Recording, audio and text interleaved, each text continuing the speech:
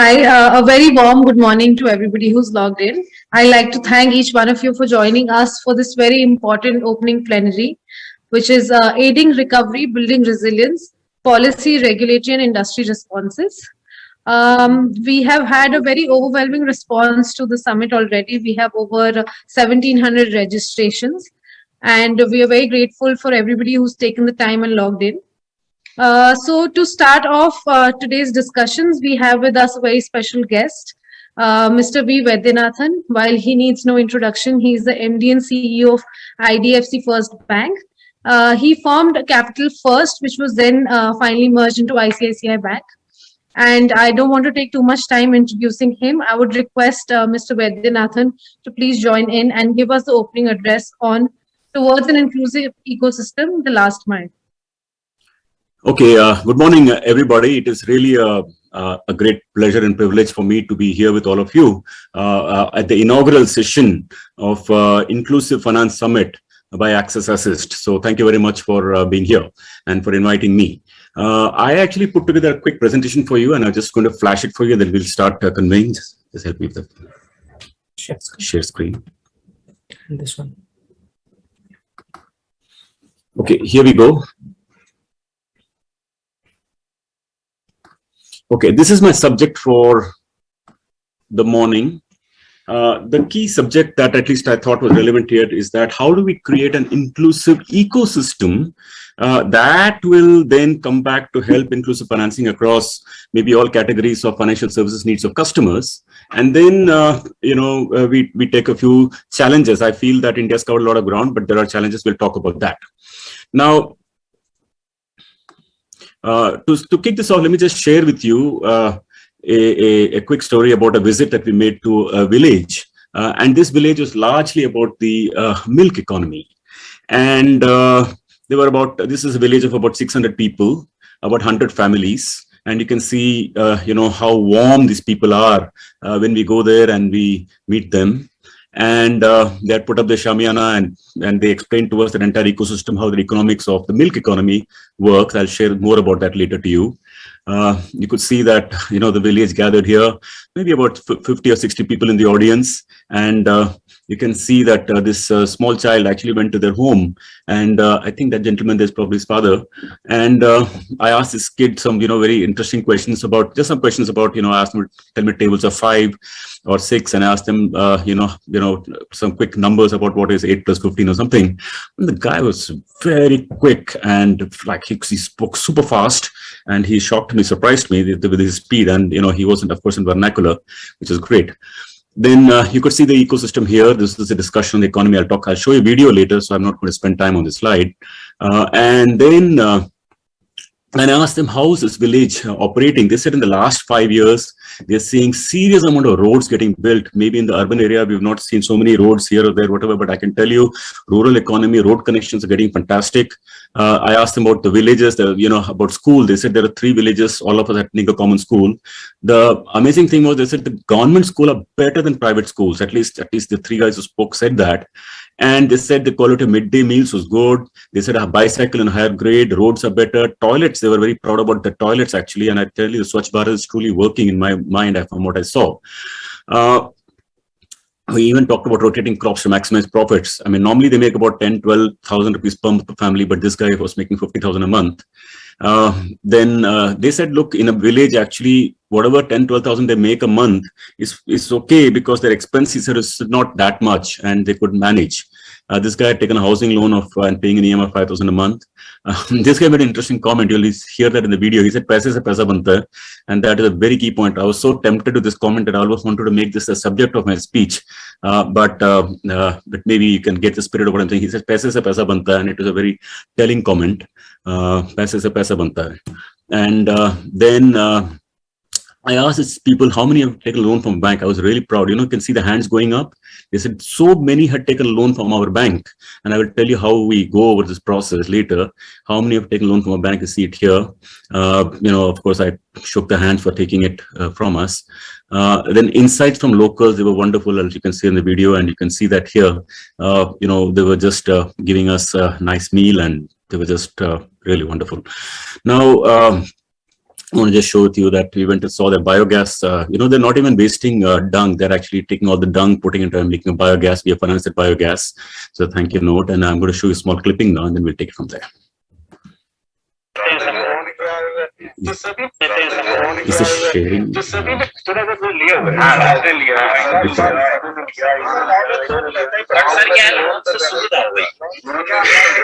Sorry, you said something? Loan से एक सुविधा है पैसे से पैसा उसका व्यापार है सर। तो उसके क्या है कि आदमी का दूध से पैसा बनाता है, जानवर उसके चलाते हैं।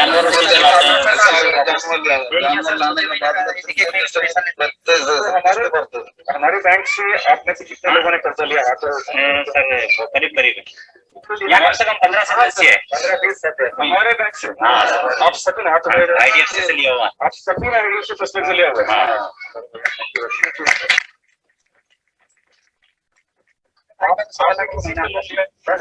IDFC से किस चीज से लग रहा है?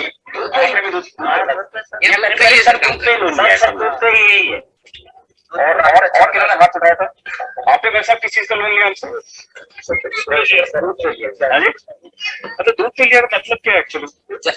प्रॉफिट अच्छा होता है, प्रॉफिट अच्छा है। बैंक से लोन लिया, आपने लोन लिया 1.5 लाख लिया, तो आप 1.5 लाख का क्या किया आपने? जानवर लाए, जानवर लाते हो। तो एक गाय कितने का आता है? 30,000, 40,000, 50,000। एक गाय 25-30,000 का, 40,000। अगर हमने आपने कितने लोन लिया आपसे?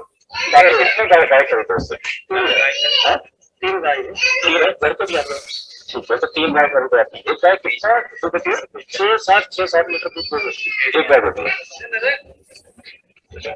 और कितने में बिक जाता है? 6 लीटर कितने में बिक जाता है? तो 40 का भाव हो जाता है। तो 40 गुना 6, तो 240 रुपए। वो पूरा अपना हो गया। वो एक गाय से आता है। और कितने महीने में कितने दिन दूध देती है? पूरे साल चलते हैं, दोनों टाइम देती है, सुबह शाम। लेकिन वो दोनों मिला के बताया ना, एक टाइम का बताया। तो दोनों टाइम मिला के कितना? 12 लीटर। 12 लीटर। तो 12 दुना 40, 480 रुपया दिन का आता है। एक गाय का। बट सर उसमें खर्चा भी है। अभी आता हूँ। इनटू 30 दिन कर लो। तो 480 रुपया गुना 30, तो 530, 15,000 तक कमाई हो गया एक गाय से। और 15,000 में खर्चा कितना हो जाता है? गाय को संभालने में, खाना पीने में 5-6 हजार एक गाय पे। तो 15,000 में 6,000 रुपया बचा 9,000। ठीक समझ रहे हैं? 9,000। तो गाय का अगर आपने 40,000 में गाय खरीदा है और एक महीने में हमारा खर्चा काट के 9,000 बन गया, तो 4-5 महीने में उसको पूरा पैसा आता है। और इतना डिमांड है दूध का। डिमांड तो बहुत है। तो आप अपना दूध कहाँ देते हैं? इंदौरी खरीदते हैं यहाँ पे। तो अच्छा, ये पूरे गांव का दोनों खरीद लेते हैं। यहाँ से हम इंदौर से लेके आगे कलेक्शन कर देते हैं। I want to just pause there and, if I request you to just reflect on the conversation, you see, most people in rural locations, people who are borrowing small loans of 50,000 rupees, or in this example, he was borrowed 1.5 lakhs from us. They are honest people. They really mean to pay you. They are semi-literate. You can make out, they can have smattering of English, but really only 12% of India speaks English. They use mobile phone, but usually a bit of feature phones. Very enterprising people. I mean, I can't tell you, I spent about 3-4 hours with them and had even a meal with them, and they were like wonderful. So I can't tell you the amount of, I can't describe it for you. And when you see them and talk to them, the needs are like us as well-off people in urban India, like us, literally. For example, we have needs for payments, we need to spend, they have need for payments. We have need for savings, we need to park our money somewhere, they have need for savings. but it is harder for them because branch is not close, and there is BC, and BCs are not exactly, BCs are good job, but end of the day, they are charging money for depositing money in the BC account, 5 rupees, 10 rupees, and all that is effective material for them. We have need for investments. They have need for more investment because end of the day, they need to park the money somewhere and get a better return. The poor people anyway. We have at least mutual funds, AIF, and all that kind of stuff. They don't. We have need for insurance. They have more need for insurance because their safety net is not there. At least we have a safety net in our lives. We have need for borrowings. They have need for borrowings more than us. In fact, they're getting at 20%, 22%. We are getting at 7%, 8% for home loans, and maybe 6.5 now. So the point is that across the board, the needs are similar, just that everything is expensive for them. And this is not the only thing, air conditioners, anything, whether it's sachet or electricity or interest rates, everything is expensive for that ecosystem. So needs are there. It's expensive. It's like how Mahatma Gandhi said, poverty is the worst violence of all. It is definitely true because that's the kind of ecosystem they live in. Now, but they're enterprising, they're honest. They're all God-fearing. I'm not saying God-fearing people are better or worse. That's not my commentary. But the point is, at least they have the philosophy that they got to pay back, and there's someone watching them. And and they pay extra everywhere because that's how the unit cost economics work. Now, in this circumstance, now think of COVID. Now, when COVID came, these people are even more affected because everything around us digitized. So all over the ecosystem, we are finding, articles all over net saying that how COVID has digitized India and all that, which is all true, by the way. We've seen that, UPI numbers, 100 billion per month and all that. But the thing is that while that has happened, the fact is that, and you can see doctors have become e-doctors, shopping has become e-shopping, commerce has become e-commerce, social commerce, education has become e-education. That's all true. But one key insight I found when I was speaking to my driver the other day, and the guy who drives me around every day, I asked him, how do your children study? He said they're studying on the mobile phone. Now, I really can't scratch my head how to study on a mobile phone because, the screen is so small. We can't see it for more than half an hour, 1 hour. We say we want a break and all that. But how can a child see on a mobile phone? And I want to show you this small clip out here. And I want to, drive home a point after that. So now you move ahead from this slide, from this story, and then I want to see how this child is studying on a mobile phone. This is a boy probably scratching his head. I'm not feeling good for him, and peering so close into the mobile phone. It's very hard. Look at these two children studying in the same room, and they struck the mobile phone. By the way, it's not, India has 300 million feature phones. You don't even have this facility on that. And think how you can see a Teams call with 20 icons there. It's hard, very hard. And then this child has a laptop, and she should thank herself. Probably she's thanking. I don't know if she is. She's not. But you see, at least this person has a laptop. But if you see if 500 million in India children are studying like this, if at all, it's very hard. Now the last mile connectivity, the instrument, India has digitized. This is the point I've written it up for here. Education have picked up. Education moved online, yes, but poor don't have laptops, true. So can you do a Teams call on feature phone? No. Now assume you have a feature phone. Can you really see a Teams call 10 parts with mobile scroll? No. How effective is e-education to them? Then the gap in learning only increases. Now, obviously, this child after 2 or 3 years is never going to catch up with this child. And then the impact in earning is lifelong. So this is an issue of the last mile problem, and that is why I named my presentation The Last Mile. And this phenomenon is carrying over industry after industry that are all moving online. Now, therefore, I'd like to, just within the next 5 minutes, if I have time, I'm just going to close this with 3 subjects I want to talk about. The last mile problem, the vernacular problem, the cash economy, and the spin-off benefits of a digital economy in inclusive financing. So I want to stop my presentation here, but I want to just talk you through it now. If you think of this discussion with these villagers and all this stuff, and by the way, these are like close to about, let me say, I must have had these kind of conversations, and my teams have, with maybe about 30 or 40 such industries, and talked to many people. They are still dealing in cash. I don't know what the Inclusive Finance Summit is going to talk today, And of course, digitization has happened, UPI, all that. But I can tell you a large part of the ecosystem is running in cash.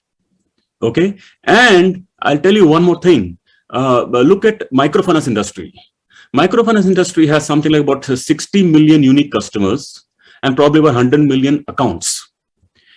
The Indian ecosystem has moved to giving them credit in their bank accounts digitally, which is a big leap, big leap forward. Of course, earlier when that was in cash. But every month, these people, or not every month, maybe every week or a fortnight or month, depending on the respective MFI company or bank, these people are repaying in cash. Now, when you're repaying in cash for a 2 lakh crore or 2.5 lakh crore MFI market, and considering it's about 1 year loans, typically, let me say about 20,000 crores per month is coming back in cash from these people to be paid to the lenders. And someone should physically go there, count that, total that, tally that, recon that. You ask these people, why are they still paying in cash? They are saying that their income is in cash. So I asked them, why is income? If your income is in cash, then why do you have to pay through your, why don't you deposit in your account? Because BC charges money, not all, but, there's a price. So therefore, when we, when imagine a time when people sit together, probably just pay through UPI instead of paying in cash, how much the whole, this ecosystem is going to change. Therefore, to digitize the rural India is going to be a prime importance. As I talked earlier, the last mile connectivity, the tool or the instrument is going to be of extreme importance because you're not going to reach the last mile, and some definite intervention has to happen because market economics will not solve this it will solve it, but I guess it will take much longer. And we had a home and everything has been an intervention for the right reasons like that, got to figure out the last mile intervention.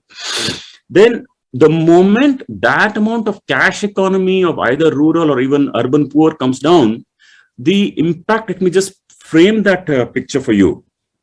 Today, when we see our urban markets and even let me say middle class, upper middle class, etc. Now bank accounts are now digitized. Now cash flow is all disclosed very well. Now therefore some entity is able to scrape that information digitally. They're able to now analyze this information digitally. You're able to give cash flow based lending. That ecosystem is dramatically opened up. Then we're talking of AA, account aggregator. We're talking of AI ML capabilities for scraping that information. We're talking of Open. We're talking of LSP. I mean, this place is truly humming with activity and dramatic things are happening. But when that power of that ecosystem that's coming up in urban India, when that transports itself to rural India, dramatic things really are going to happen. And if you think and talk to these people already, the cow dung is being replaced by maybe LPG, not maybe, by LPG, the candles in diya outside the homes are now getting replaced by electricity. Electricity has reached a lot of places. The hand fans are being replaced by fans, in some places even coolers. Names are being changed, not changed, but names are being they're not name. Now biometric is a real good identity. Informal village reputation is already becoming, let me say, the bureaus are a better indicator than probably systemic indicator for replacing the reputation of the person in the village. So lots of dramatic things are happening out there, and that augurs well. But if you combine all these dramatic things along with taking out this cash economy and replacing it and being able to analyze the data, etc., so the entire fintech ecosystem, everything will move, can move rural, and that game can dramatically change. Then from there, after that sort of digitalization and cash economy being replaced with the digital economy in rural, mind you, I believe it's very, very powerful. With that, then imagine then they can start investing in the stock markets. Even imagine if poor people start investing 100 rupees as a SIP per month into a stock market, what kind of investment opportunities opens up for them and for what it means for India. Imagine if they start getting insurance and a little more, much better insurance. Now government is frankly giving them very good insurance through that I think Pradhan Mantra Jeevan Bima scheme, but it can become even more market economics. So this whole thing of being able to get the last mile problem solved, to get the digitization of the economy going in a very big way in the rural India, that has dramatic impacts on what it can do.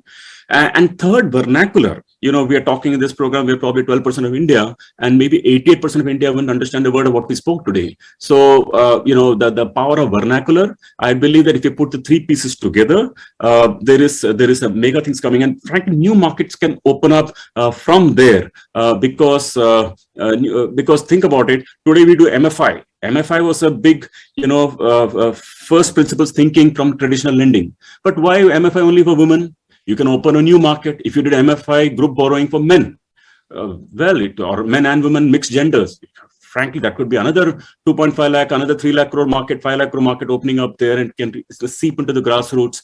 So when newer forms of ecosystem can open up to sum it up, whether it is borrowing, savings, investments, insurance, whatever.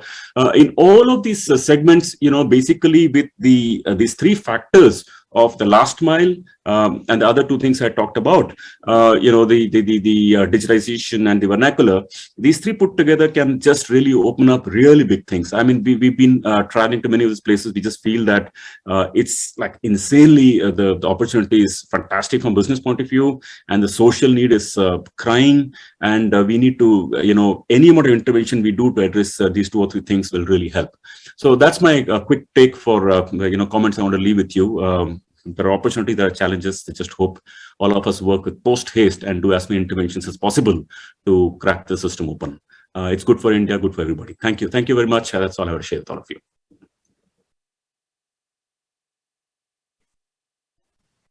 Thank you, sir. Thank you so much for highlighting these very important points while we kickstart deliberations for the Inclusive Finance India. I think this has set context and tone for the discussions that come forward.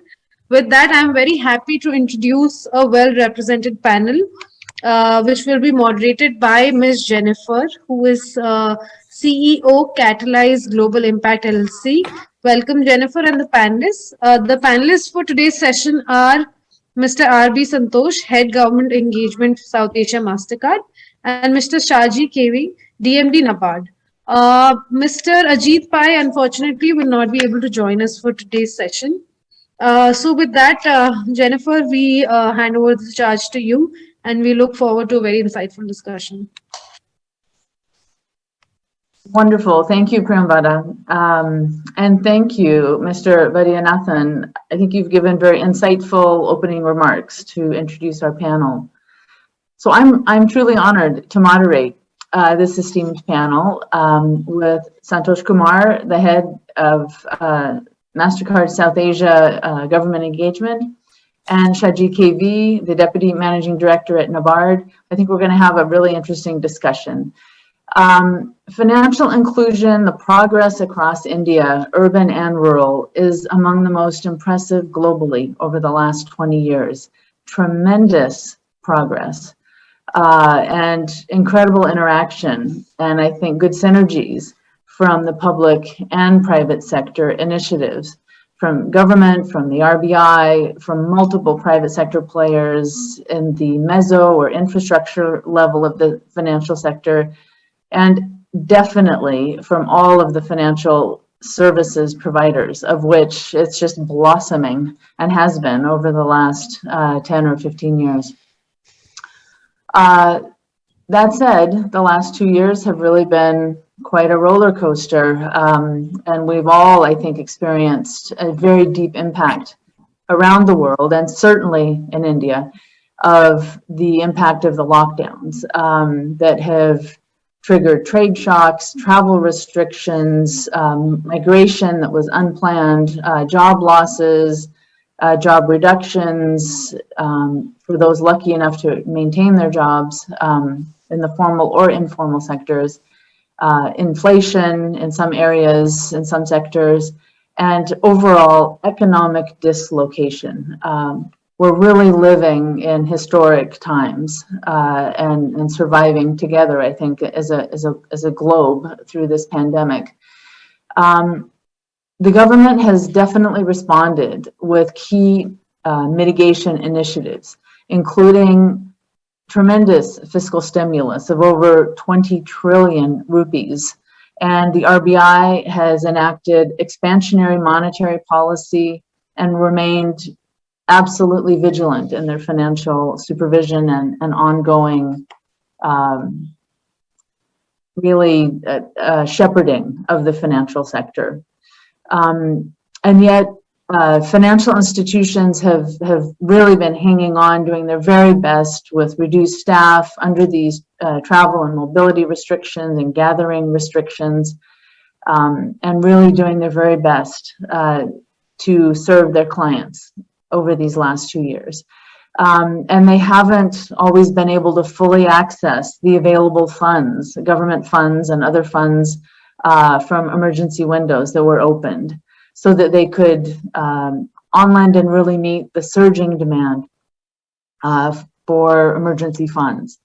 Our panel is going to discuss these public and private sector activities, responses, and what's needed looking ahead to really help rebuild, help India recover for both households and businesses in urban and rural areas. And what really is the role of an inclusive financial sector in this recovery that we all are hoping will emerge, that we can build together in 2022. So as I turn to our two panelists, I'd like to ask both of you the same question. I have two questions for you, but we'll take the first here. So given this backdrop of what we've been living the last 2 years, when do you see economic recovery being realized? And what should be the priorities for the public sector to promote a timely recovery? And let me first turn to Santosh, and then we'll open up the floor to Shaji, and then for the next question, we'll flip it around. Over to you, Santosh. Thanks, Dr. Jennifer. So if you say, when do we see the economy recovering? I think I'm 100% optimistic that the economy has started recovering already in India, and it's thanks to the vaccination drive that has built a lot of confidence in people. The kind of medical support people have been getting against the fight against COVID, and you can see now people are traveling. They are traveling for festivals. They are traveling, meeting family members. They are traveling for work. Airports are full. People have started going back to office. There's a lot of improvement in the consumer and industry sentiments. So I think if you ask me, we are back. I mean, it's on the recovery path, and things look very positive. All of us, wherever we travel, we can see a lot of people. There's that optimism, and I think the vaccination drive and the measures the government has taken to control COVID has really helped. So coming to your other part of the question, what public sector support is required? What things more can be done? Government of India has already introduced a lot of initiatives to help the affected communities, the marginalized people, the poor people. And this really is helping recognizing the potential for economic growth and poverty alleviation, and is really helping drive inclusion in the society. And there are a lot of measures the government has taken, which I would want to list here, which are good steps. One is supporting the poor people with no-frill accounts, bank accounts, where they can maintain minimum balance, minimum deposit. This is really helping them get into the banking sector. They're getting into the ecosystem because of that. They have simplified the KYC requirement for opening a bank account. Aadhaar card, which today most citizens in India have, even in the rural area, most of them have Aadhaar card. That is being used as a KYC document for your this proof and for your other details, date of birth and other stuff. Government is working on a PIDF scheme, which is the Payment Infrastructure Development Fund. It's an initiative RBI is working together with banks and the card networks. This will provide a lot of impetus for developing the payment ecosystem and acceptance in tier 3, tier 4, tier 5 cities in northeastern areas of the country, which today do not have a very improved acceptance ecosystem. To what Mr. Vaidyanathan said in the beginning, inclusion is very, very important. And how do we get to the last mile? So that's something that we are looking at. Even the regulator is planning to have UPI facility on feature phone. So this will really help people in the rural area who have feature phone to process payments, and other kind of transactions can happen on the feature phone. So these are some steps they're doing. Other areas that I think would be important would be to accelerate the democratization of technology. And there should be significant opportunity to design and develop technology solutions in India, but it should not be just for local use, but it should also be for export to other nations with similar needs. That's one. Second, sophisticated data analytics and artificial intelligence tools to become widely available for people across India. That's something that will be required going forward. Then access to global supply chains. So we should have a right mix of policy and infrastructure to enable small business to produce and to scale competitive and high quality and bring more predictability and stability with processes. The other things should be predictable and stable regulatory system should be there in the country. The approval process should be easier. There should be easier regulatory process, single window concept, which will help these people get into the ecosystem smoothly and do a lot of good work. The other thing is enable digital trade.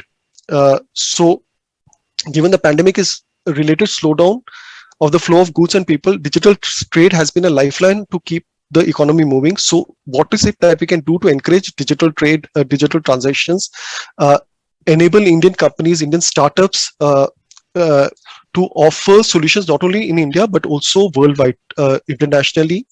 Also to have a right tax reform, data flow regime, global interoperable standards and policies, and accompanying regulatory frameworks. These are my take on this, Jennifer. Terrific, Santosh. Thank you. I think you've really started off this issue very well, and I completely agree. We've seen tremendous response from the government, and still future priorities. I like your phrase, democratizing digital financial services. I think that really sums it up well for households and small businesses. So Shaji, turning it over to you. What's your take on this question? Yeah, so I also generally concur with what Mr. Santosh has told. We are already on the path of recovery. Yes, the data shows that we are growing at around 8.4%, vis-a-vis contraction of around 7.4% a year ago. And one point to note is that we have not still reached the pre-pandemic GDP level. That is one area which we are lacking, but we are soon to reach there. So globally, the trend is that it is moving towards a multipolar world, with the power center of the global economy is shifting towards Asia, and India is expected to play a large part. So for that to happen, India has to grow fast, and Indian growth has to be very inclusive. Otherwise, there will be problems within the country. As you see the factors, the consumption demand and the investment demand in the country was lagging. Of course, it was the adversities were more due to the COVID influence as well. So now a lot of monetary initiatives have been taken, but I feel that monetary initiatives have got certain limitations. Now the fiscal initiatives have to kick in, and government is already taking a lot of steps to revive consumer demand and also investment demand, especially in the private sector, and government is also chipping in with a lot of initiatives. So now the government is also taking steps to ensure that this growth is inclusive. For that, you all know the rural employment guarantee scheme has been augmented, food support has been given, so that people are having excess money in their hands for other purchases. And then you see the agriculture sector, the recovery is visible. In fact, the economic recovery is led by the agriculture sector. Consecutively, we are showing positive growth in that. Production has improved, so area sown has improved, productivity has improved. So now, whatever the surpluses have been generated in agriculture has to create jobs through some setting up of enterprises at the farm gate, rather than shifting that to the urban centers, because migration has happened and a lot of people are now in the rural areas. We need to provide jobs to them. For that to happen, a lot of farm gate infrastructure need to be put in. For that, government has come out with schemes which I will be touching. Already the speakers before me has told about digital empowerment and last mile financial inclusion, which government has taken a lot of steps backed by the healthy banks and also especially the public sector banks.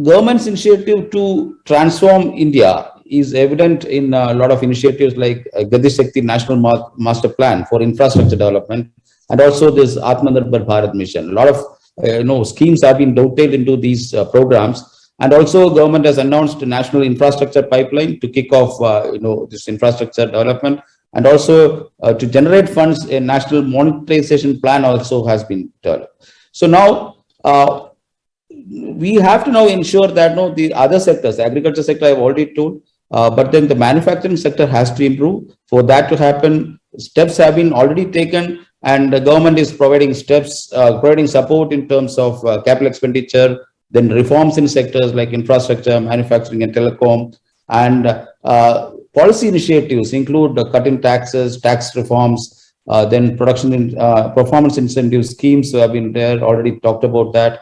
Now, providing timely credit, especially to the agri and the SME sector, is very important in this revival phase. We have an agriculture credit target of 16.5 lakh crores, that is 16.5 trillion in rupees for the current year. And then this credit has to be given at the affordable rate also. And then we have to now induce farmers to adopt new technology, then mechanization and commercialization. These need to be done. So the Agri Infra Fund scheme, which Government of India has announced, is aimed at these things, that the share of farm income on the produce or at the consumer price has to be improved. For that to happen, farmers need to do the upstream activities of processing and such other things. For that, this Agri Infra Fund scheme is coming in handy. And one more thing is that there is the Agri-Valley chain. That is one important sector which Nabard also is looking at. So now, instead of viewing agricultural activities as standalone entities, we need to integrate that into a value chain and then provide necessary infrastructure for banks, both digital infrastructure as well as the technology, the information infrastructure for the banks to finance. Now, we need to now, along with the general infrastructure, rural infrastructure need to be there. For that, Rural Infrastructure Development Fund of Nabard is now augmenting its resources, especially to improve the healthcare, because healthcare is one thing which we need to do in the rural sector. For that to happen, a lot of investment in health infrastructure. So we have prioritized at the instance of the government to target health infrastructure in rural areas, so that the people are remaining healthy and employable, so that the productivity can be improved. So along with this, we need to now have a watch on the sustainable development, because now activity level is going to increase, but then we need to ensure sustainability. Already our Prime Minister has emphasized these factors, and then the most important thing, the poverty alleviation. Of course, recent indications are there are some states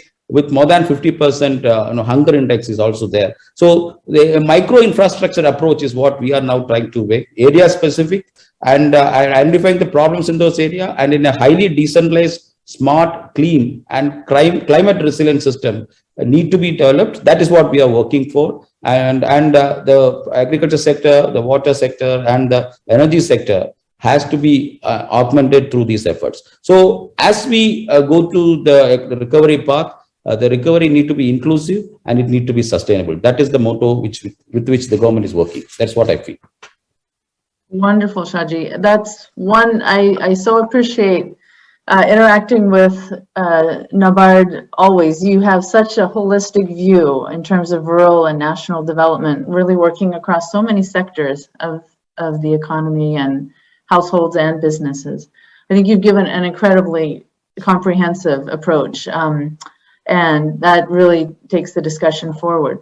So I'm going to come back to you, and then I'll for my second question, and then we'll turn to Santosh for his response. But so you've touched on this already in your first response, but in terms of focusing in exactly on financial service providers, who are a large part of our audience today, what would you say are the key priorities from public or private sectors, including the financial service providers themselves, how do we best strengthen those financial service providers to really help them rebound so that they can then in turn better serve households and small businesses?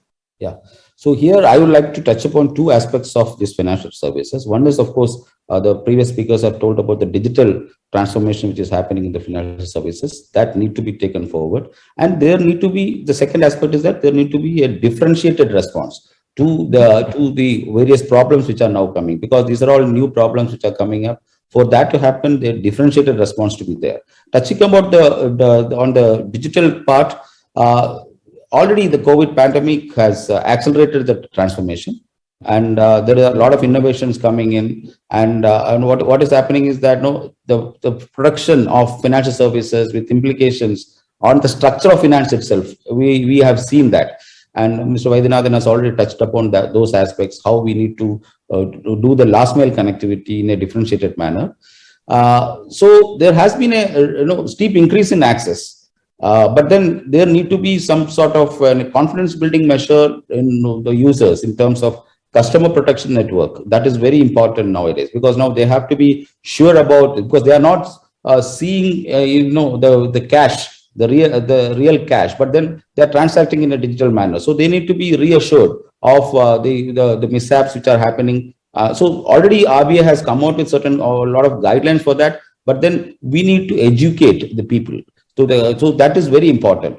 Then of course, for improving the confidence, there need to be connectivity issues to be solved, because rural areas are having connectivity issues. In that count, I can tell you the recent our experience on that, because we are embarking on a large scale project on computerizing the cooperative structure, the last mile, the primary agriculture credit societies. So one challenge we face there is the connectivity. So we are already in talks with Bharat Broadband Network Limited, who have been given the task of connecting 2.5 lakh panchayats with broadband network. Already they have achieved almost a 1.5 lakh. So another lakh of panchayats need to be connected. So that need to be there. Otherwise, there will be problems in the confidence of using the digital means. Else, what Mr. Vaidyanathan told, that they will receive cash and they have to carry the cash to the faraway branches, or they have to incur expenses at the BC centers for depositing the cash.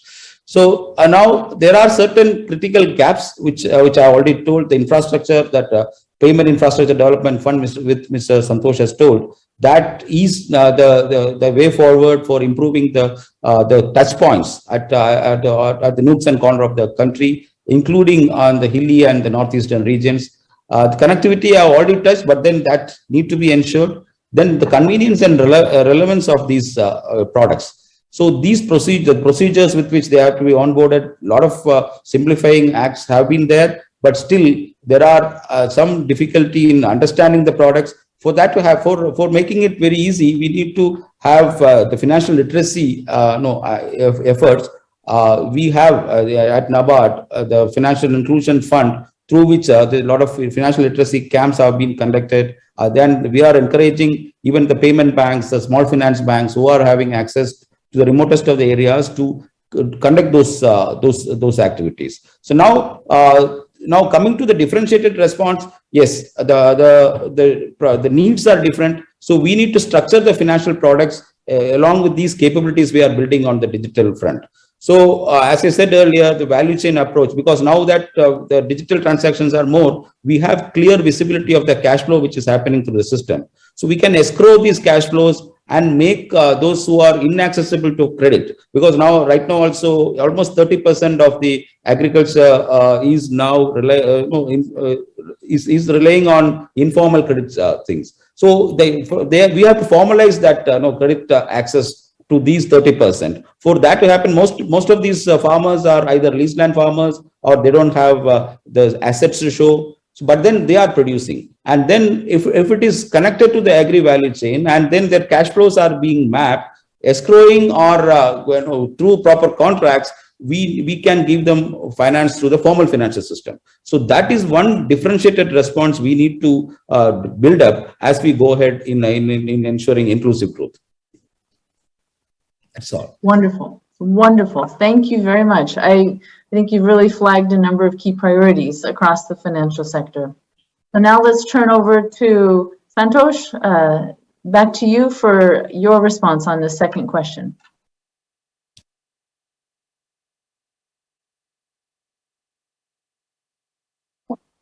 Oh, no.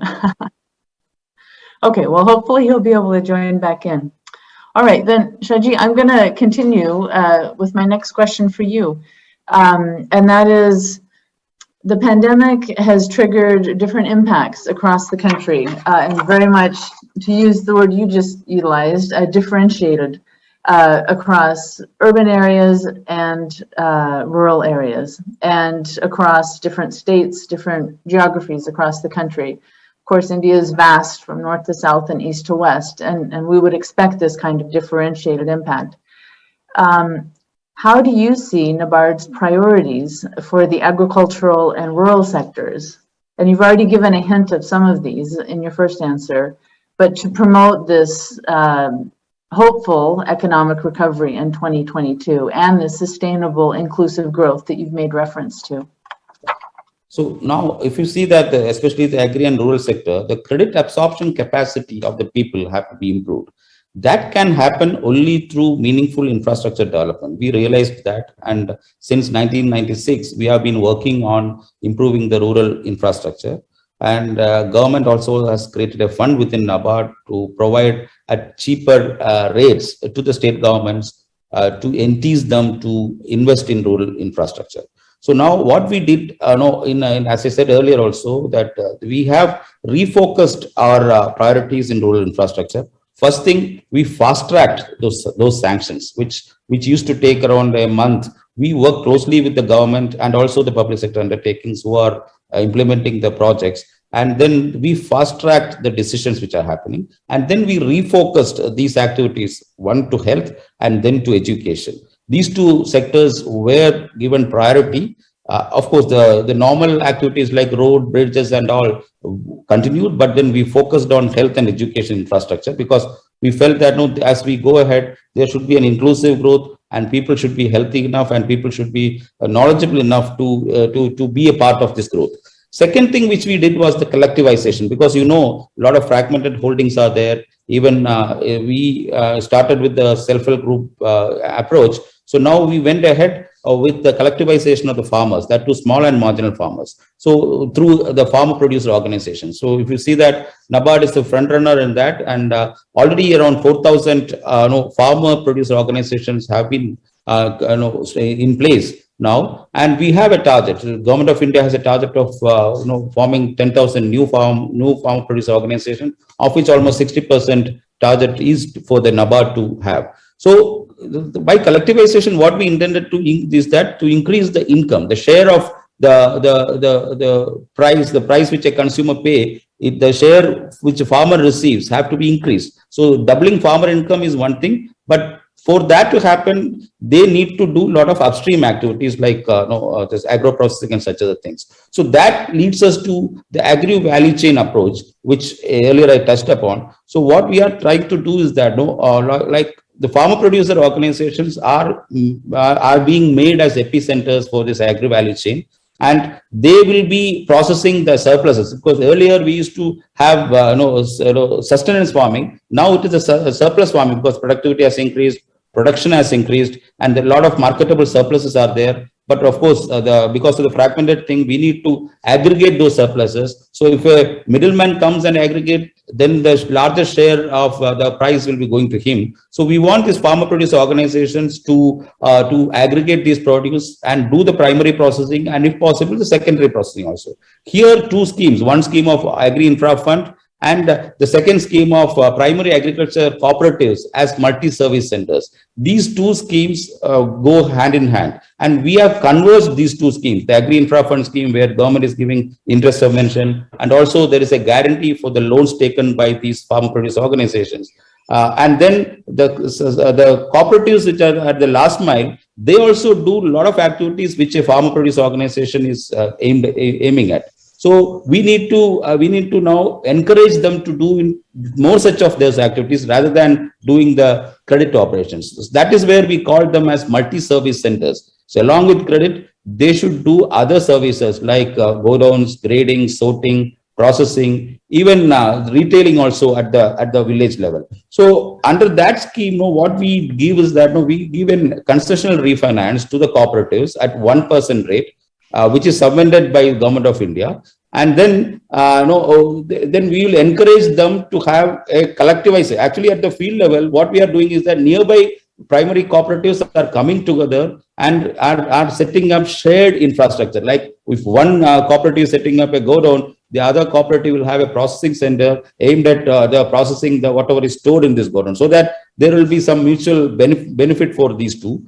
And then the sixth point which we want is that we want to crisis proof the rural areas going ahead. So we want to build the core competencies and core capabilities at the field level. For that to happen, we need, I think within Nabard, we need a lot of analytical capabilities. So now we are setting up a data warehouse for actually aggregating the data in the rural and the agri sector, and then using that data for a lot of use cases which these rural people can use, and then we will form that as the base for the digital backbone for the agri-value chain, because agri-value chain is nothing but tracing the cash flows, and for that we need to have the analytical capabilities, a data warehouse in place. So we are embarking upon that also. Then the one part is that the guarantee. So FPOs, as you know, they are the new entities and there will not be any credit history for them. So banks will be reluctant to finance. Here, two aspects we have done. One is that we have set up our subsidiary. There is a NAPKISAN subsidiary which was encouraged to lend more towards FPOs to demonstrate to the financial system that FPOs are bankable. So if you see the number of FPOs assisted by any of the institutions, our subsidiary, which is the NAPKISAN, has assisted close to 250 FPOs, whereas the largest of the public sector bank, that is State Bank, has helped only in double digits, maybe 30 or 40. So we have shown to the financial system that FPOs are bankable, and then we have set up another subsidiary that called NAS Sandarshan to provide credit guarantee to FPOs. So that also we have set up so that any FPO accessing finance from any financial institution will be provided a credit guarantee through our subsidiary. And to sum up all these things, we need to now skill the people, rural people, which is very important, to be aware of these changes which are happening, and they need to be equipped for demanding those activities, rather than on the supply side we are doing a lot of such activities like providing guarantee or infrastructure we are providing, collectivization we are doing, but to create demand we need to skill those people to equip to use these supply. So for that skilling mission also we have launched. We have a micro entrepreneurship development fund for doing that. We are partnering with a lot of NGOs and also with the rural self-employment training institutes present in every district to do that. So this is what we are trying to do in the agri and rural sector going forward. Fabulous. I think it's again a comprehensive, holistic approach in the agri and rural sector, on the demand side and on the supply side. It's I think really impressive, and once again the power and the influence and the tremendous good impact from Nabard. Let me switch back to Santosh. I understand he's been able to reconnect, and so we'll catch up with him now. And Santosh, I don't know at what point we lost you, but I was asking my second question, and for you to circle back on that. Oh, he disappeared again. There. So briefly he was there. Oh, this is why we need better connectivity. This is the issue. Sitting in Mumbai, we are facing this issue. Means you can think about. There you go. There you go. Well, Shaji, then I want to continue with you and just probe something you mentioned now twice in terms of the role of the agricultural value chain, and specifically around financial services providers. So the SHGs and federations, the MFIs, the NBFCs, the payments providers, the banks. I mean, it's just such a panoply of financial service providers across the country. What do you see in terms of how they could get involved? What are the opportunities for them to get involved in the agri value chains? Yeah. So now the traditionally, no, we will be financing such activities in the agriculture on a standalone basis, as I said earlier.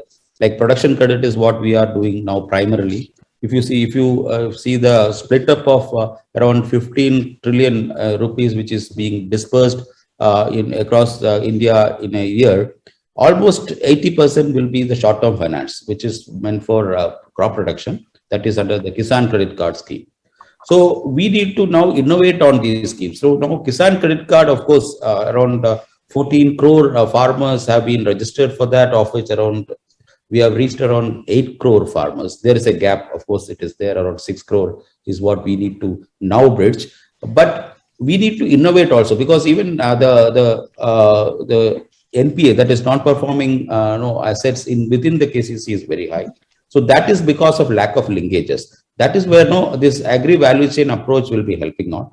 And we need to add products to this KCC, because now the production, once production happens, they need to be stored. For that, warehousing and warehousing will be there, and for that there need to be a finance, a working capital finance. So already there is a product linked to KCC, but that needs to be now re-emphasized. And then one more thing we did was that we have geotagged all the warehouses in the country. Close to 1.5 lakh warehouses have been now geotagged. And then on a remote basis, we will now know which all warehouses are there, what are their facilities, and what is their vacancy position, and which is the warehouse nearby. So this the supply is now there. Now the demand need to be created in terms, as I said earlier, farmers need to be aware of these things, and then they should store and then process. So for that to happen now, the value chain approach which we are talking about, so there should be a digital backbone for that. Physically, yes, the aggregators are coming, and then downstream financing, which is now happening.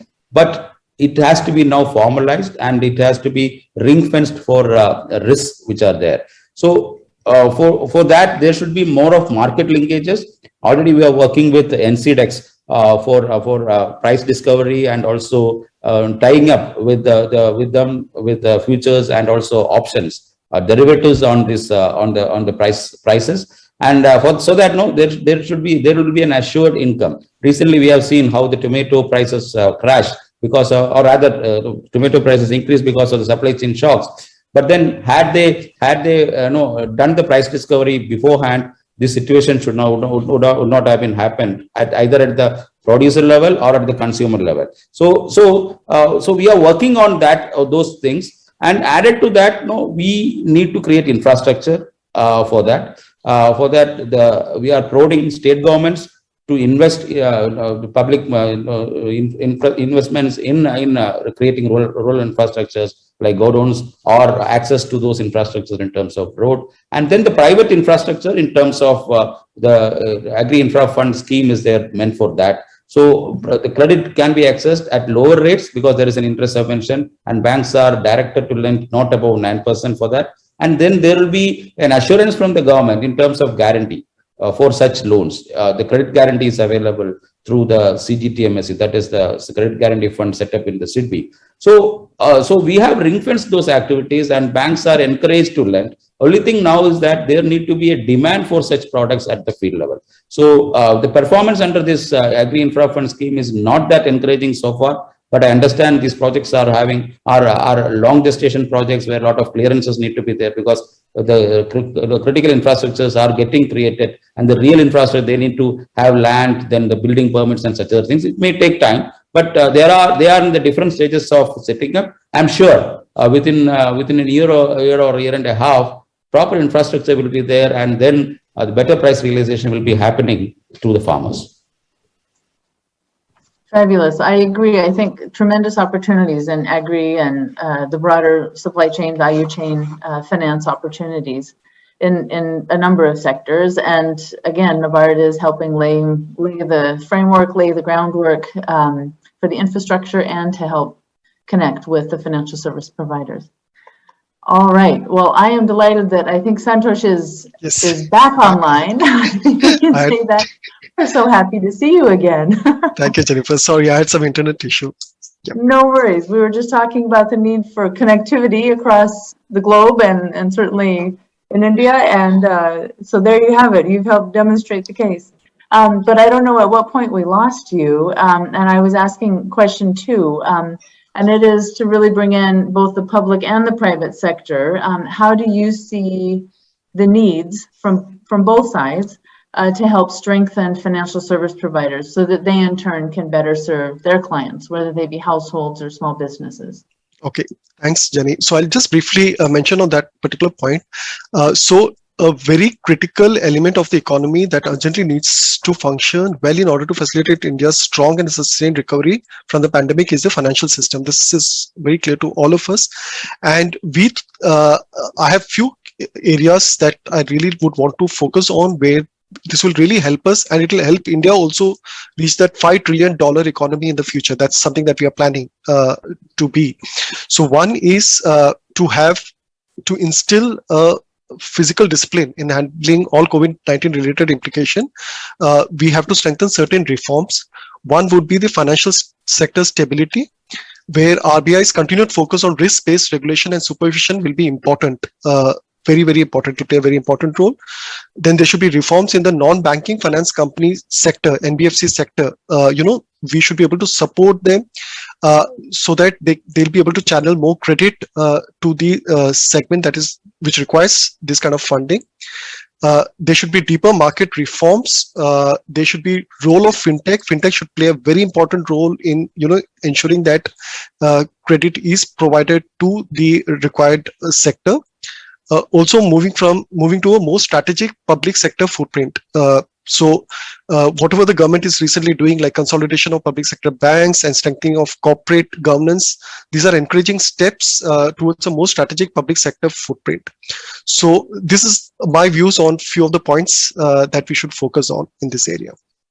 Jennifer. Excellent. All right. Well, thank you. I think you've identified several key priorities, and I think especially from your perspective at MasterCard, really seeing the role of technology, the role of the broader financial infrastructure and payments, but how that can influence across the financial sector.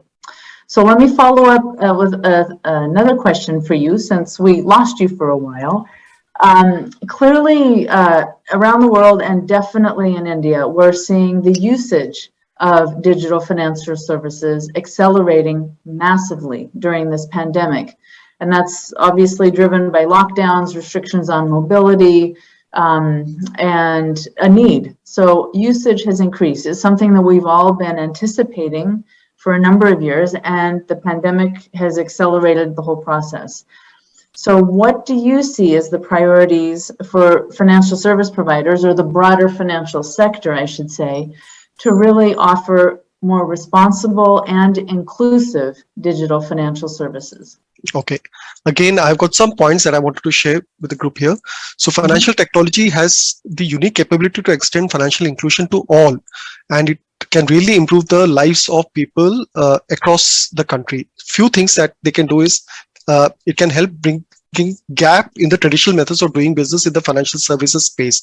I'll elaborate on that later on what we are doing in this space, Jennifer. It can also deliver financial services to the underserved and unserved markets, which can lead to disruption in across industry.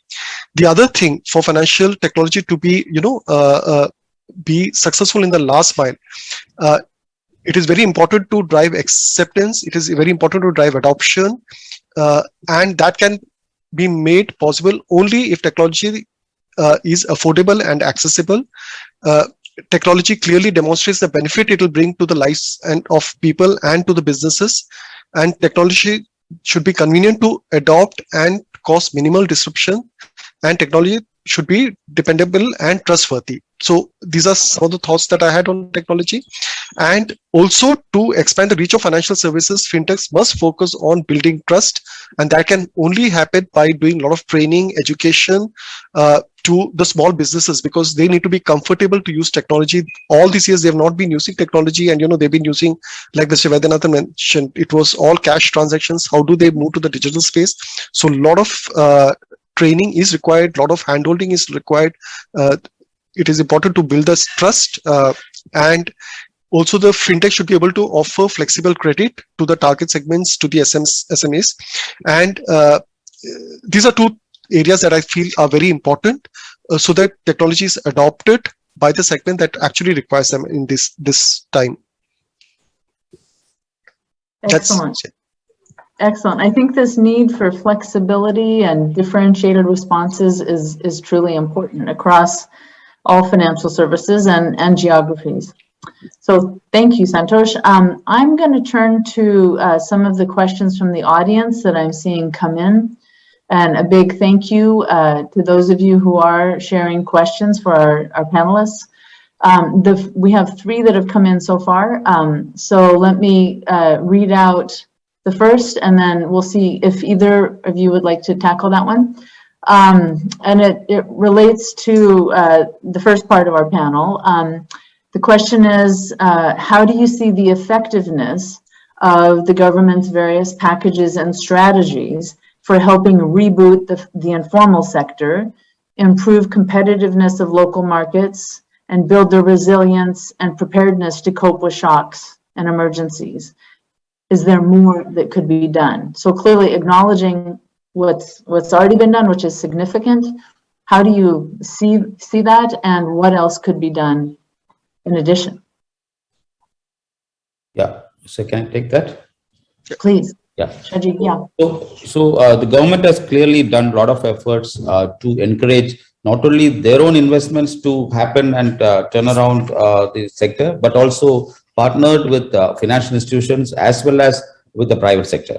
So now coming to the financial sector, because whatever packages they have announced was mainly through the financial sector, like emergency credit lines, so that the banks are encouraged to lend.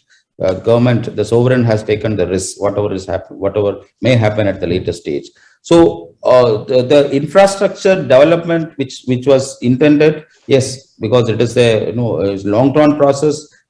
Clearly, there are turnarounds, but then perceptible changes will happen in the due course, because there are a lot of things which are work in progress. Now, the banks are now encouraged to lend. That there is no single different opinion about that. Though, but then if you see the incremental credit deposit ratio, the ratio has come down, not because of lack of availability of credit, but because of the people parking a lot of funds with the bank, whose deposits are growing at double digits, whereas the credit demand, though muted, it is there. So now there need to be a sustained effort to improve the credit. For that to happen, the monetary policies are now supportive, but fiscal policies are now working for that to happen. So the credit absorption capacity of the people need to be improved, and people should be encouraged. The private sector should be encouraged to invest, and there should not be any fear that any other impact will be there on the local. That's why when the second wave came, the country didn't go for a lockdown to assure that we'll not stop the economic activities of the people, but then we'll try to improve the vaccination, we'll try to improve the health infrastructure, and precisely for that, RBI has announced a separate window for health-related infrastructure creation. Some subsidized financing were given. So all these things should now result in improved activity. As I said, now the supply is there, now the demand need to be there. So it has to be a cycle where money should be there in the hands of the people. For that to happen, this rural employment generation program and also the food security programs, which government is augmenting, these will be giving a lot of money, surplus money at the hands of the people. Otherwise, this money will be spent on food and such other activities. So the demand will be there, and this will encourage more investments. So that means the manufacturing activity has to improve. The cycle has to now kick in, and it will kick in soon. Great. Jennifer, I'll also want to add one point to various support that the government has provided. One I would like to highlight is for the street vendors. Last year, they announced a PM Swanidhi program where the street vendors would be given 10,000 rupees loan, and the kind of support the government was giving, the private sector also came into play. The idea was, because of lockdown, these people were really impacted. There was nobody going out and doing any purchases with them. Nobody wanted to do cash transactions, so government encouraged them to get into the digital ecosystem so that they could accept QR transactions, and they had they could get into the digital space. So this gives confidence to the ecosystem. This gives confidence to the people, the poor people, the SMEs, the street vendors, and it also gives confidence to the lenders that yes, if government is backing such programs, we should also participate and ensure that we make the livelihoods better for these people. So terrific. And I think building confidence in the systems and in the That's right. services is really a key piece of all of this, so that usage will continue to grow. Okay, so a second question that's coming in now from the audience. And Shaji, it's directed towards you. It's asking from Nabard's perspective. While Nabard's FPO focus in recent times is well placed, is Nabard working towards a window for creating some role model FPOs with all ecosystem agents actively participating? Yeah. So here, in the FPO space, Nabard is doing multifarious activities. One is, of course, they are encouraging people, farmers to come together to form FPOs. Already around 4,000 FPOs have been formed, and another 5,000 is on the annual. So now, another thing what we have done is that we have created a model for the banks to follow, so that they can lend, how they rate the FPOs, what all things they should see while lending to FPOs. So it is like a toolkit to the banks. So what we have done is that based on our experience during the last, say, 5 or 6 years in FPO formation, what we have developed a toolkit and shared with the Reserve Bank of India, and Reserve Bank of India in turn has circulated to all banks, so that when their FPO reaches the bank branch for any activity, there should be no doubt about the assessment. There are clear guidelines for that. That is one. Second, the third part was that we, as I said earlier, we encouraged banks to lend, and then we have shown that FPOs are creditworthy people. For that to happen, our own subsidiary, as I said earlier, around 250 FPOs have been financed. So banks are now looking at our model to finance them, and then we are encouraging capacity building for FPOs in terms of training for the CEOs and the training for the board of directors of these FPOs, because most of these FPOs are registered as companies. So we are actively partnering with institutions to handhold them. And then we are now creating the infrastructure, the processing infrastructure for that. As I said earlier, the multi-service centers, which we are trying to build through the cooperative model here. So that will help FPOs to use those facilities for their income generating activities. And then the guarantee part. The guarantee part is there to encourage banks to lend, because even if some business loss is there, whatever exposure to FPOs will be protected in terms of guarantee. That also we are working on.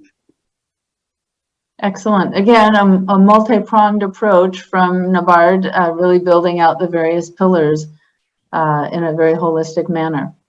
Okay, so the third question that's coming from the audience, and I'll open it up for either of you or both of you if you'd like to respond, is we've referred a few times now in the conversation this morning to given a differentiated response. So the question is, given this principle of differentiated response, is there a focus on informal spaces in urban areas and informal sectors more broadly, especially those in manufacturing sectors for productive loans or productive usage, let's call it, of financial services? It could be payments, it could be value chain finance, etc.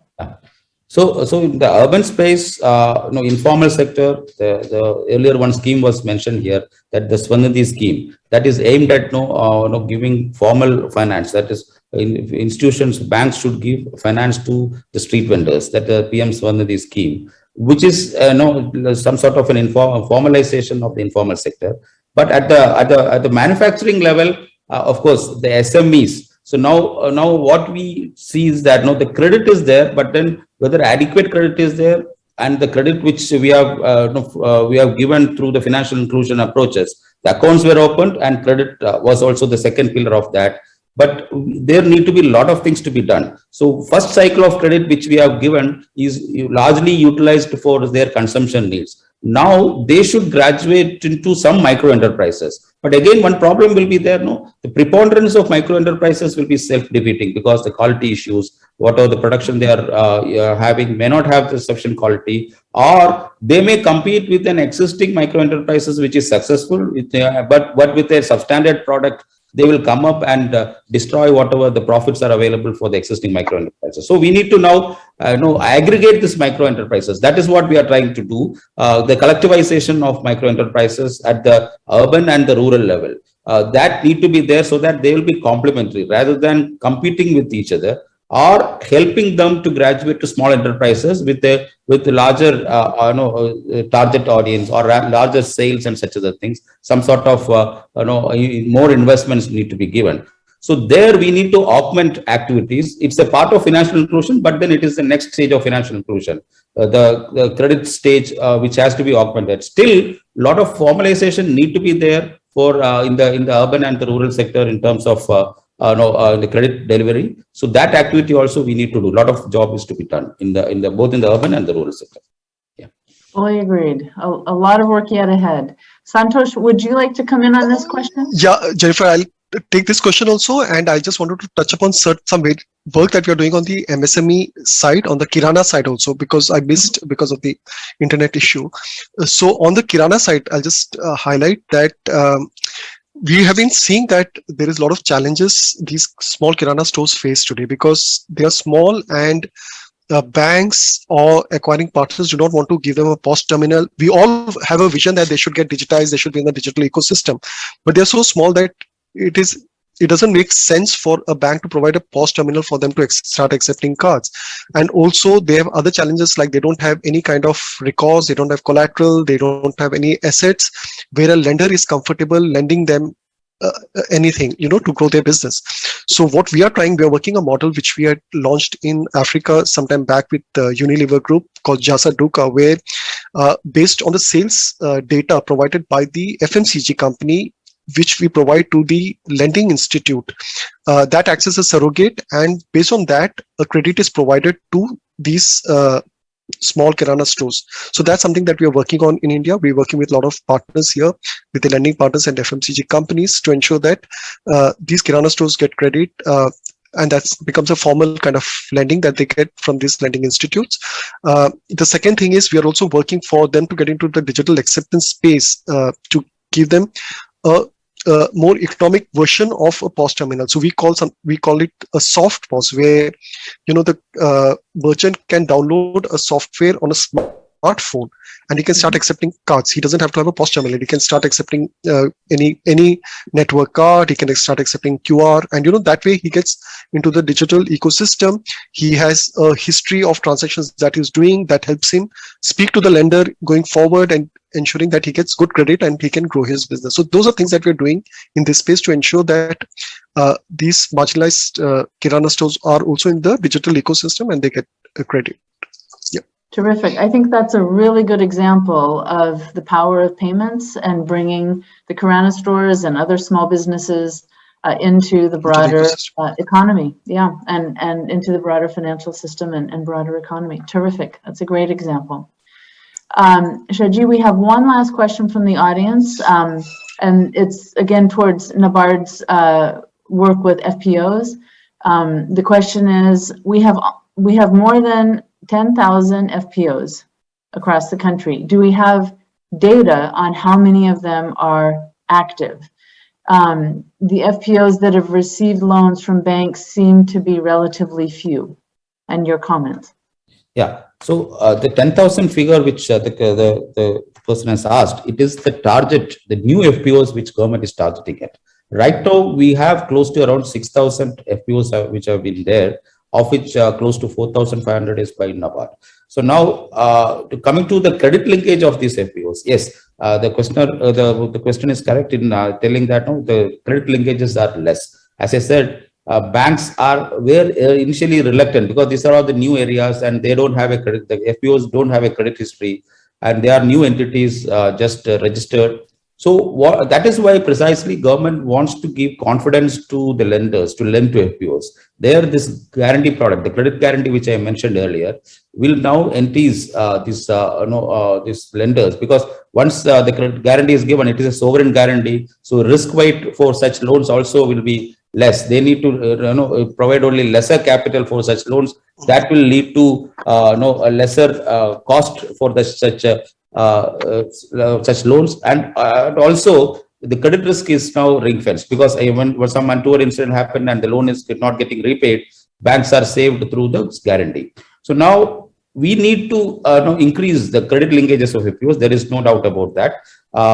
For that to happen, we are working closely with the banks. That is where I told about the toolkit which we have developed for the banks to use to follow the procedure and give the loans. Once they follow the procedure and give the loans, this will be automatically covered under the credit guarantee. So banks need not worry about the recovery aspects of that. So yes, right now the linkages are less, but going forward, we are going to see a lot of turnaround in this credit linkage as well. Thank you very much. Okay, well, I'm going to try and give a few threads as under guise of some type of summary here, but I think we've had an incredibly rich discussion. So this will be my best effort. Please bear with me here. What I'm hearing from both gentlemen and from our opening speaker, Mr. Vaidyanathan, is that it really feels like you believe, and I sincerely hope this is true, that India is turning the corner on the path of recovery, and we're coming back to whatever is going to be the next new normal in our economies around the world. You've both given a number of examples of the tremendous public sector response and the private sector resilience and effort during this pandemic and the response that we've all been living through.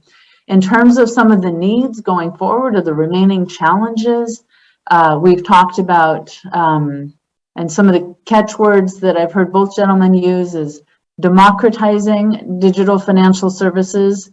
Clearly, COVID has accelerated usage and the transition towards digital financial services. And how can we further encourage uptake, confidence in the system, and really building on the payments infrastructure that is remarkable. I mean, seriously, what NPCI and RBI and the private sector have done across payments in India is a remarkable story. But we also need to continue building true rural connectivity, and it's sometimes urban connectivity, as Santosh has helped us prove today, but also other opportunities that we're seeing is the second point around building on market linkages, really linking small businesses, whether the Kirana shops or other businesses across various economic sectors, linking them into the payments infrastructure and being a gateway into broader financial services and economic growth. We can use supply chain finance, trade. There are a number of different angles to go about this, but to really help bring in financial services along agri and other value chains and bringing in those small businesses. A third area is to really help stimulate job recovery and investments. This is clearly a role for public and private sector, and in the public sector side, certainly fiscal and monetary policy. And a fourth area that we've talked about is differentiated responses for financial services, greater segmentation, greater nuance in terms of designing and offering financial services, whether for a range of households and individual clients, as well as a range of business size across India's vast and differing geographies, again, south to north and west to east. And the last point I'd like to mention, again, about building confidence and usage in the system is really customer protection, customer recourse, and adequate customer privacy measures so that people really have that confidence to use and benefit from and expand their household assets, their business assets, and wealth, and increase their own household and business resilience. So what I hear from the panel, and I certainly share a tremendous optimism for the future, for inclusive, sustainable economic growth across India. And I would like to offer my deep appreciation for your perspectives, both Shaji and Santosh. I think you both bring tremendous experience and perspective to these questions that we've just been addressing. So I'd like to thank everyone for participating. I think with the opening session that we've just heard, and then our second session, I hope we've helped get the summit off to a good start, and I really wish everyone well for these next 2 days. And I would like to give a special appreciation to Vipin and Priyamvada and the full Access team. I've been participating in these summits for a number of years, and you've been organizing them even longer than I've been participating, which is since 2009. And you do a tremendous job organizing this absolutely critical summit for our sector, financial services. So thank you, and I'd like to turn it back to Priyamvada for some announcements. Thank you. Thank you so much, Jennifer. Thank you so much, Jennifer. And you're right, this is actually the 18th year of the Inclusive Finance India Summit. So thank you panelists so much for this very important discussion. And special mention to, of course, Jennifer for such deft moderation. We had some challenges with technology and, panelists dropping off, but thank you so much for this. And I think this was a very important discussion to set the overall context for the summit, which is building financial resilience strategies for revival, which is this year's overall theme for the summit. So thank you everyone. Thank you audiences for joining in. We had 287 people logged in for this particular session. So with that, we move on to our next sessions, which we break away into the thematic tracks. So we have Hall A, where we will be hosting bolstering the pace of the pyramid, building better with microfinance. Hall B will be hosting building community capabilities, new economy aids for financial inclusion. And Hall C will have the track on catalyzing capital, impact investment and financial inclusion. I request the audiences to please log in to the tracks of your interest and hope you find the sessions insightful and important for you. Thank you so much.